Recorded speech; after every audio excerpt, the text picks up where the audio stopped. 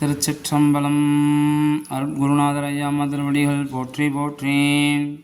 தெய்வ சேக்கிழார் பெருமான் அருளிய பெரிய புராணத்தில் திருக்குறிப்பு தொண்டர் புராணத்தில் தொண்டை நாட்டினுடைய சிறப்பை பற்றி கூறுகின்ற சமயத்தில் காஞ்சிபுரத்தில் உள்ள ஏலவார் கொள்ளி அன்னை நமது பெருமானிடம் 3 வரங்கள் வேண்டி பெற்று கொண்டதாக குறிப்பு சொல்கின்றார்கள்.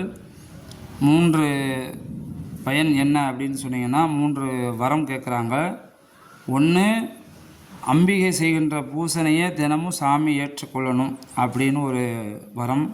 2வது, காஞ்சிபுரத்தில் 32 அறங்கள் கொண்டு அங்குள்ள எல்லாரையும் அம்பிகை காப்பாற்றணும் அப்படின்னு சொல்கிறாங்க.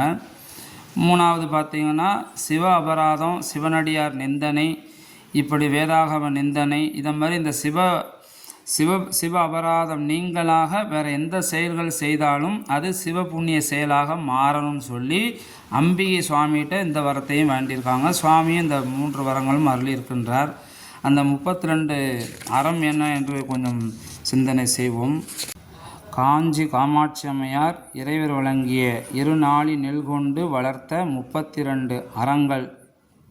1, துன்புற்றோருக்கு உணவும் உறையுளும் வழங்கும் சாலை. 2வது, கற்பவர்களுக்கு உணவு. 3, அறு சமயத்தார்க்கு உண்டி. 4, பசுவுக்கு ஒரு வாய் உரை. 5, சிறைச்சோறு. 6, ஐயம். 7, தின்பண்டம் நல்குதல். 8, பற்றுக்கோடு அற்றவர்களுக்கு சோறு வழங்குதல். 9, மகப்பேறு அற்றோர் சிவபுண்ணிய பேற்றிற்கு ஆளாதல். 10, மகவு வளர்த்தல். 11, மகவுக்கு பால் வார்த்தல். 12, பற்றுக்கோடு அற்றவர்களுக்கு இறுதிக்கடன் செய்தல். 13, பற்றுக்கோடு அற்றார்க்கு ஆடை வழங்குதல். 14, சுண்ணம் வழங்குதல். 15, நோய்க்கு மருந்து கொடுத்தல். 16, வண்ணார்களுக்கு உதவல். 17, நாவிதர்களுக்கு உதவி செய்தல். 18, கண்ணாடி வழங்குதல்.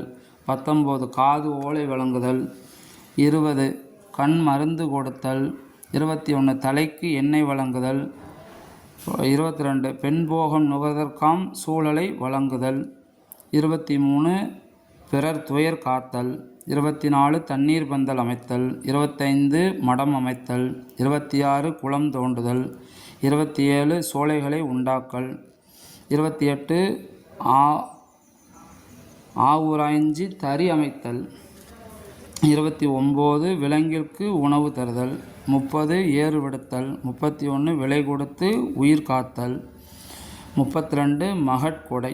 ஆக இந்த 32 செயல்களையும் அங்குள்ள அடியார்களுக்கு அம்மையார் செய்து வருவதாக இந்த வரத்தை வேண்டியிருக்கிறாங்க சுவாமிகிட்ட. சுவாமியும் இந்த 3 வரங்களும் கொடுத்து அருள் பண்ணியிருக்கிறாங்க. ஆக அம்மையார் பெற்றது அங்கு உள்ள எல்லா உயிர்களுக்கும் சேர்த்து வணங்கி அவங்க இந்த வரத்தை வாங்கியிருக்காங்க. நாம் அந்த காஞ்சிபுரத்தில் பிறந்தால் எவ்வளோ பெரிய புண்ணிய செயல் அப்படிங்கிறது நம்ம இப்போ தான் அந்த புராணம் மூலம் நம்ம உணர முடியுது. தெய்வ சேக்கிழார் நாயனார் திருவடி போற்றி, திருக்குறிப்பு தெய்வ நாயனார் திருவடிகள் போற்றி, அருட்குருநாதர் ஐயாமா திருவடிகள் போற்றி. திருச்சிற்றம்பலம்.